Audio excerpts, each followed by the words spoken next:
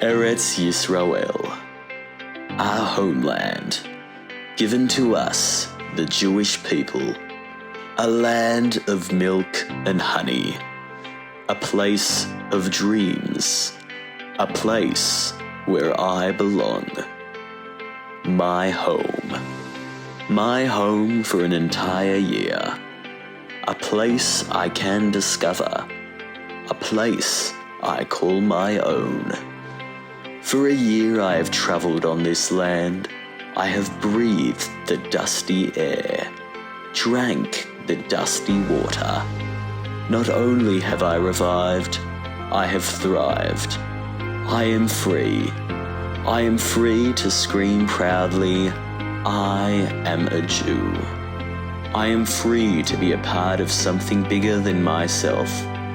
I am free to make friends who like me, and we can all scream together, I love, you love, we all love, B'nai.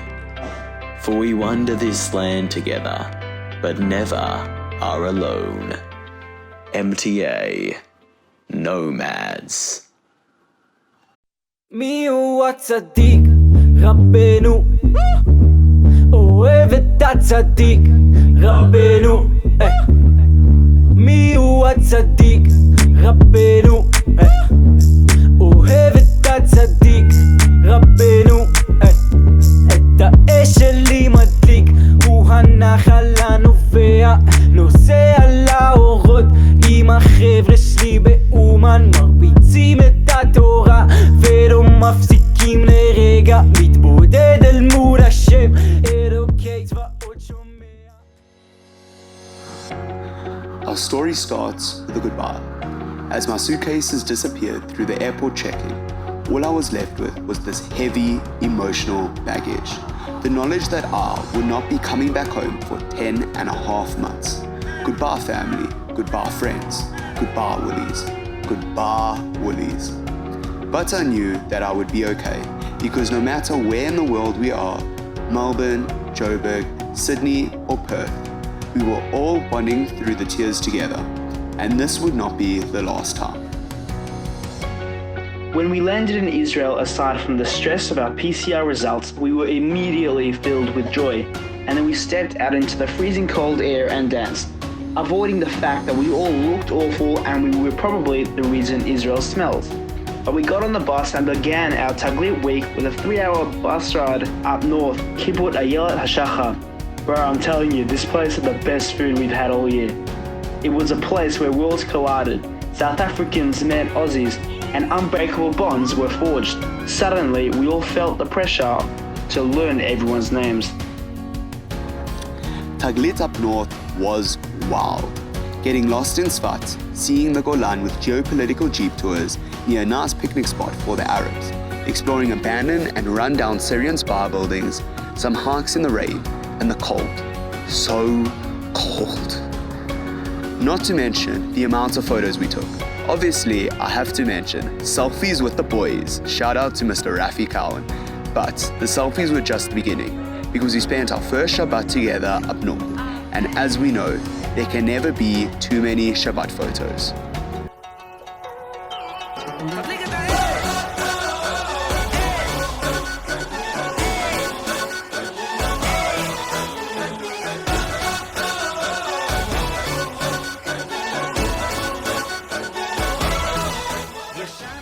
As we continued our exploration of Israel, we headed down to Tel Aviv.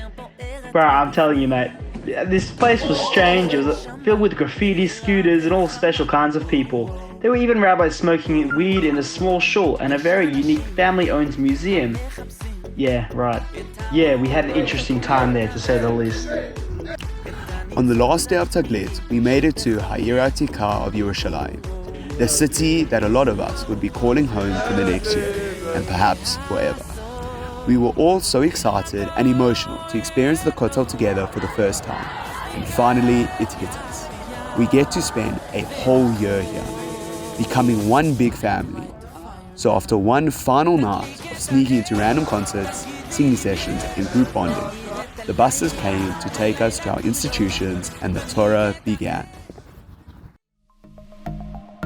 Yeshiva, Midrasha, heavy steiging, learning Torah, Bittul Torah, Biddle Torah. A shared experience no matter where we are. Gush, Harova, Eretz, the other one. No, the other one. We quickly came to learn that no experience is more humbling than being tested on our Torah skills, as the rabbi's faces of slight disapproval made us question, am I really meant to be here? Arriving at SEM was an experience to say the least, as we were immediately swarmed by Americans who couldn't process the fact that white Africans exist. Adjusting to SEM life was its own challenge, as we quickly became accustomed to our new living spaces. Yeshiva food, the high cost of Sforim, the long hours of learning, and of course the struggle to learn Aramaic when we still don't even know Hebrew. Not to mention the COVID outbreak within the first week. When March rolled in, everyone brought their Adar spirit, as Purim was right around the corner.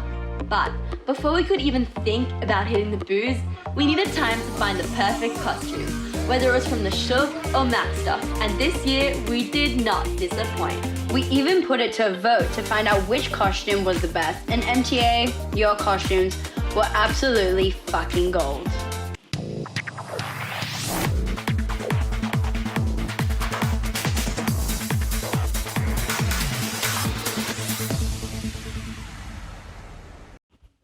We'd just like to thank you for being with us tonight. We're your hosts, Adiola, Cyril, and Mel, also known as Mother I'd Like to Fuck. Tonight we'll be ranking our costumes from the fucking worst to the fucking slay, as voted by the general public of MTA, of course. But before we announce fifth and last place, let us read through a couple of the comments. Extremely boring, and the amount of effort put in is clearly abysmal. Good try. Peak of creativity. Throwback to when we ate healthy. And in fifth place, oh yes, we have the Salad Girls with an average score of 4.63 out of 10. I mean, that's a pretty shit score. Abysmal if you ask me. Coming in fourth place with reviews like, Boring. No effort put in whatsoever. Niggle, I saw the frog hat and that's all I needed to see. Throwback to when Machon Mayan were relevant. Oh, wait. Machon Mayan? What's that? Over on MTA. we present to you the Machon Mayan girls with an average score of 5.17 out of 10. In third place, with reviews such as, So creative and sneers, really emulates Hashem. It's giving 3-year-old girl and I love it, very fitting. The first costume that appears every single time you search for a costume on Pinterest. It's shit and unoriginal. we give you, yeah, you probably couldn't guess, the Rubber Unicorns with an average score of 4. Oh shit. Don't give us one. You did maths in school, no? Did I? 5.33 out of 10. Which brings us to our finalists. 2 groups from Eretz. The tutus and the babies. Pretty fitting. So, in second place, Cute, but kind of looks like Israeli Skittle flavors.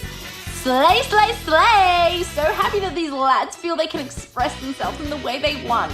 As Beyonce once said, who run the world? Girls! Could have added more bling. The trackies ruin it. Hashtag show them legs. The boy band broke up. no. We have the Tutu Boys with an average score of 6.08, which means the Eretz babies have won Best Costume with a score of 6.45. Let's take a look at some of their reviews. Super expressive. I love how these legends decided to reconnect with their childhood selves and step back into the past of what made them. It's giving IBS! Just acting out at our maturity level with a banging costume. Eyes are bleeding. Love this! I wish they were my babies! And that unfortunately concludes the show. Once again, we'd just like to thank you for joining us tonight. We'll now continue with a brief montage of our Purim experience, Nomad style.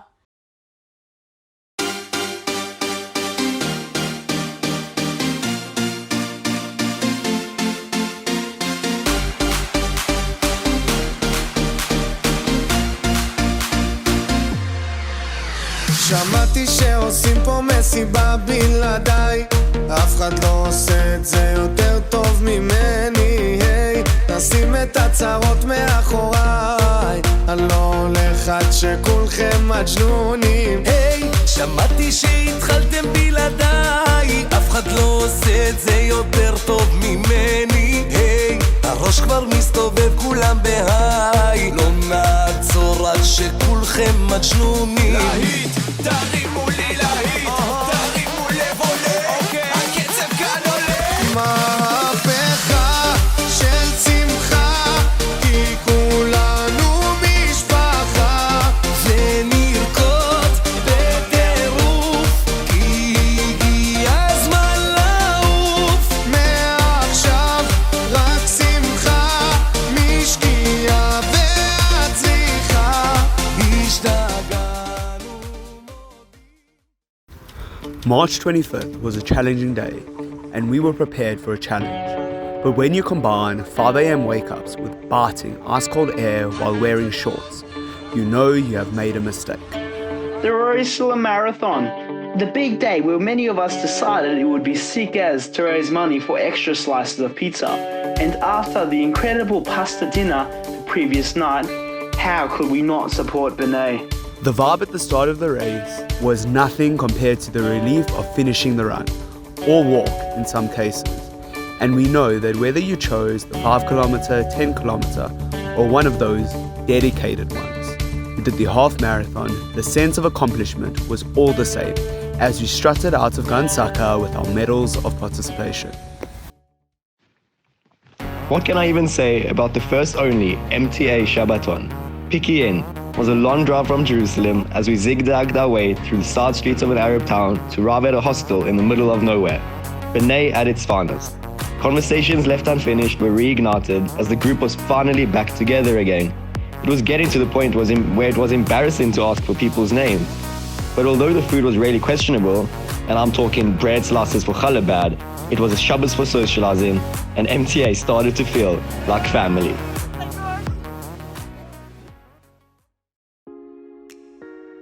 Holidays, Chofesh, spring, flowers are blossoming, relationships are blooming.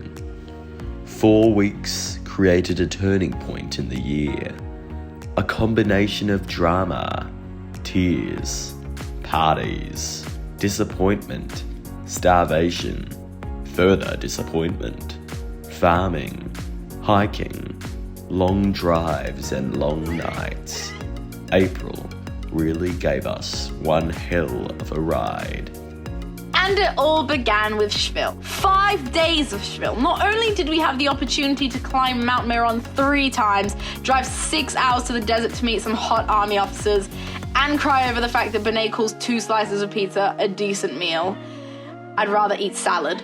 But we got to survive a week with very limited access to a toilet. What was the tally result again, girls? 30? Nah. You reached 100, bro. We did a lot of shit. Girls shit more than boys for loose sure. anus, not just the loose Girls vagina. actually, fun fact, girls actually do shit. Crazy. Walking was a vibe. Blasting music, seeing dead cows, my Vegetarians. personal favorite, and getting lost multiple times. We gradually began to look and act less like humans, with water bottle showers, pickle rituals, not to mention jumping into filthy water. I'm sure it was very refreshing, boys. Oh, and you can't forget about all the nights we shared. Singing, talking, sharing, oversharing. Yeah, no one needed to know about your loose vagina, Adela. Well, clearly they enjoyed it. Yeah. Not to mention how we felt so safe knowing that our strong Gush and Aretz boys were there to do Shmira shifts all night. I Seriously. personally felt so protected. You know, they even have phones to call the Madrichim if something happens. Oh, I know. Crazy. Imagine our strong Mr. Charles. I mean, Akiva, with his such great actions, you know, after having cooked all night long. Wait, he wouldn't be there because David would have to do all the work, right? It's about the principle, Akiva. Right, because if you cook, then you don't clean, which means if you cook, then you don't need to protect girls from rapists. Our week at Miggy's proved to be one of the best. Although we didn't know at the time as we battled severe hunger, food poisoning, and cold showers among others. However, despite all the negativity, we were able to spend a whole week together as one program. Orgy. Program.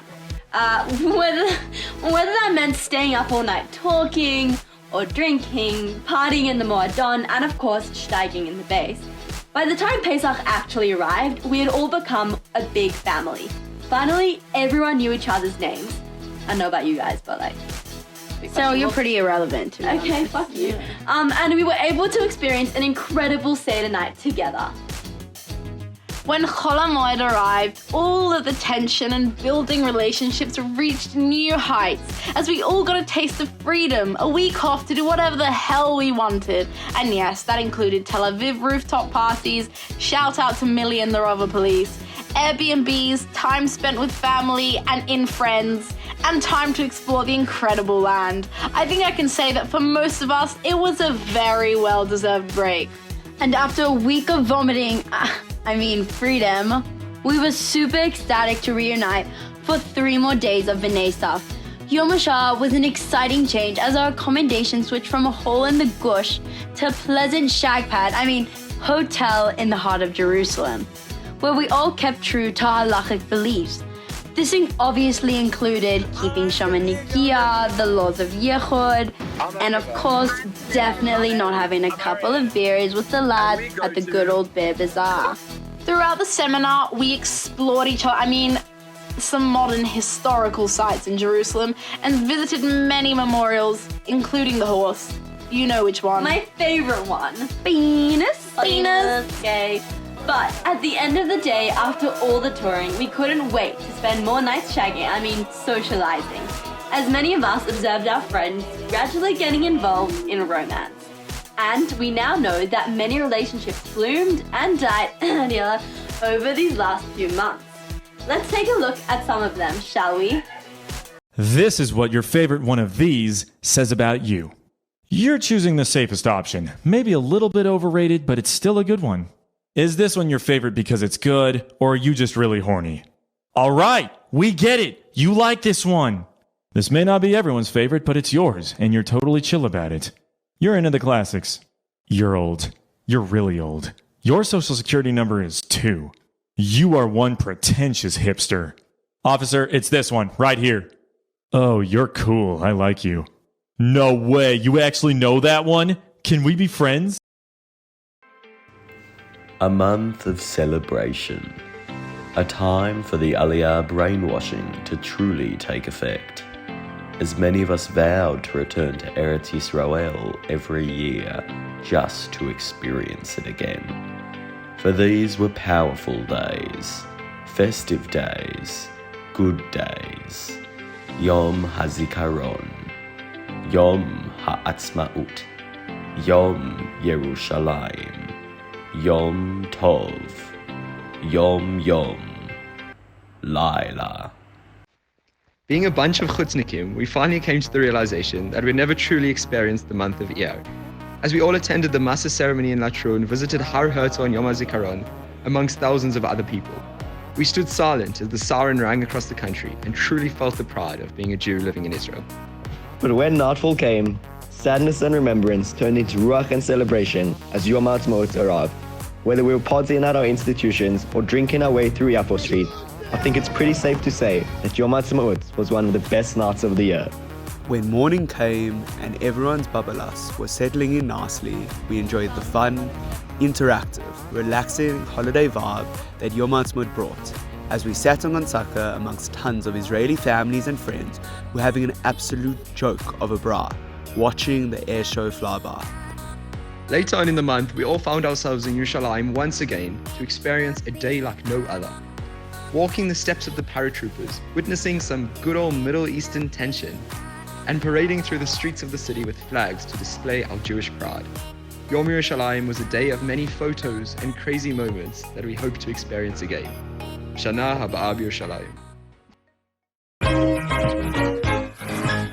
Summer, kites, chofesh, free time, farming, Holocaust, forced labor, a time for tears or sweat. Sometimes we couldn't tell the difference.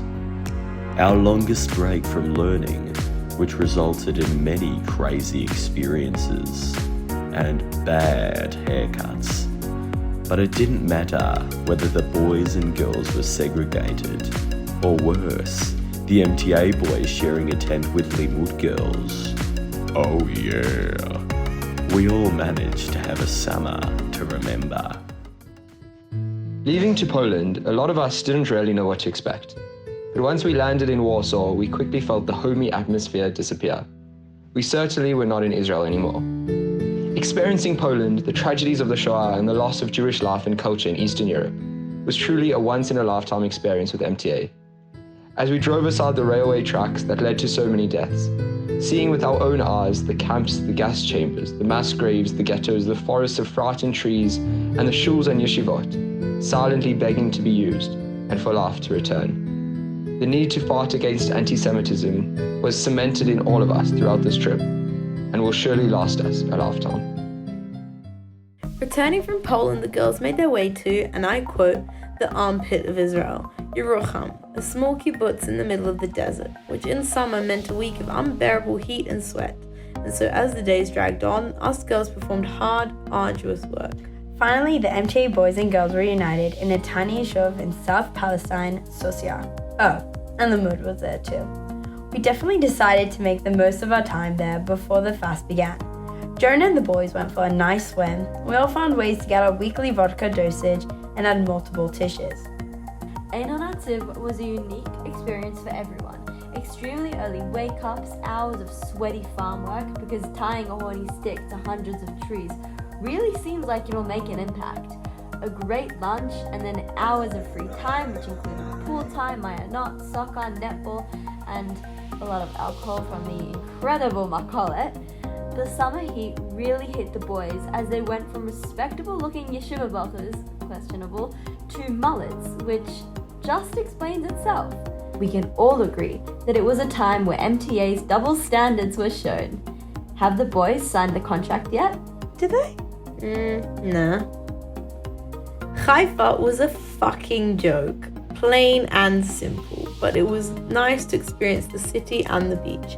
For a week of volunteering, we really did so much, handing out random bags of goodies to whatever kids we could find, cleaning up a clean beach, and spending some quality time with disadvantaged youth, and of course the boys had to go skinny dipping in public. Oh yeah? Which must have broken some laws. However, we did get really nice accommodation and some independence with those apartments. And so, while the girls were enjoying their second week in Ein Nativ, the boys moved on to greater things, heading to the Golan with some Limud kids for 4 days of Hashama Chadash. This was basically just a downgrade from kibbutz, where we got to spend hours pulling thorny weeds out of the ground, exploring the freezing Banyas River, not to mention the massive Mayan we trekked to. Hashama Chadash was definitely one of the weirder experiences this year. And after all those experiences, it was time to return back to our institutions, as the end of the year began to feel more real. With the start of Elul Zman and the beginning of the Yamim Noraim approaching, we were looking forward to meeting the new kids from the Northern Hemisphere. Well, except for the Americans. They don't really need to come. And once again, we began the whole process of learning everyone's names and comparing them to the previous group. After the high holidays passed, we were all finally together again for the Hadrakha seminar. It was evident that everyone was on a post-Yom Kippur religious high, and it was beautiful to see. Hadrakha seminar was a nice experience as we got the chance to discuss how we could fix our communities. Good luck, Sydney kids. We were once again with Limud, and I have to bring up the disastrous sleeping situation that housed the Eretz boys with the girls because, you know, Rav Pini and Gush superiority. And as we began counting down our last few Shabbatons and preparing to say our goodbyes, the sadness in us truly made our group feel like family.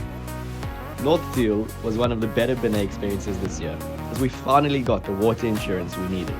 The beautiful hike with incredible views, the freezing water hike and the kayaking race down the massive waterfall. I recommend not taking your phone. All the fun activities brought us to an amazing Shabbos in Tel Chai, as we spent hours talking, trying to savor these moments with only 7 weeks left until the end of the year. And we all thought this would be the last time we were all together until the closing seminar. But we were wrong, as B'nai organised a Shabbaton in Chashmonaim with Torani so that we could experience Shabbat Irgun with the Tafel community. As like Talmud, the boys stayed in random people's houses and we got to explore the youthful community. It was a very nice way to spend one of our last Shabboses, as we once again talked for hours into the night and day. Met a strange guy with a pet goat, and some of us even stayed to watch the community come together and celebrate the new Shevat name with the Tish parade and flag dance. But the Aussie boys had bigger priorities, as they rushed to get back in time for the soccer. After the Shabbos, we all began preparing to finish up at our institutions and use the rest of the month to mentally prepare ourselves for the year's end.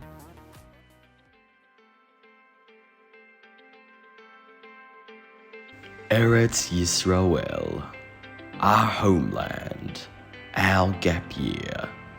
A year of exploring places, a year of exploring people, a year of learning, a year of drinking, a year of experiences. 73 people, a group of friends, a family, people we will remember for the rest of our lives, at least some of them. No matter where we are in the world, Australia, South Africa, Israel, Perth, we will always remember one people, MTA, Nomads.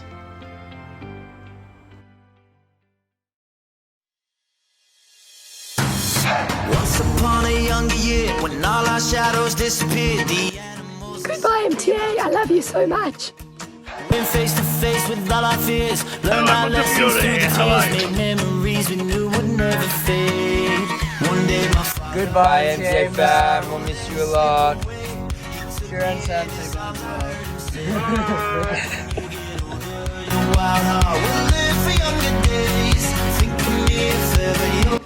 Hey guys, Jokey here. I hope you guys are having the most fantastic Shabbaton. I'm missing you all so much. Been getting a bit too close to my family. Peaches!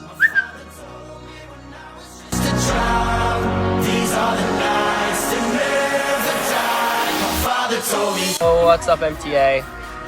This is a goodbye video. Bye, MTA. Bye. You guys were just the best group. I'm gonna miss you all so much.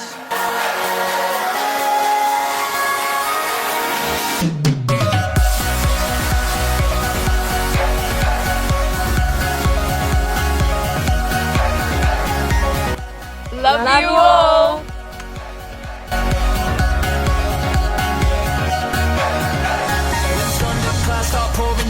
Light a fire they can't put out. Bye, MJ. We love you. See ya. Far beyond the shores, don't forsake this life of yours. I'll guide you home no matter where you are. One day my Hey everyone, goodbye. Cheers. We'll miss you so much, so much. See you in Perth. See you in Manchester. Yeah. Peace out. Love you guys. Yeah.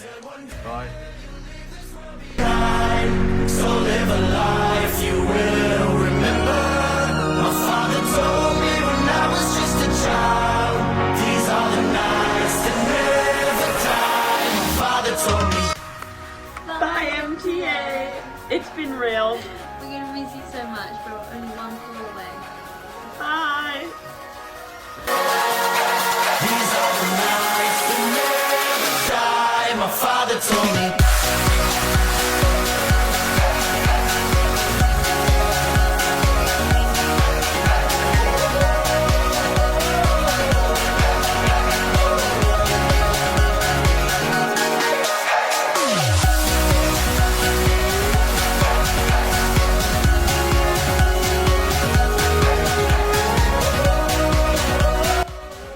Goodbye, MTA. Thank you for the best year of my life. I'm going to... I think the music just stopped. So, well, anyway, you get the point. It's done. It's over.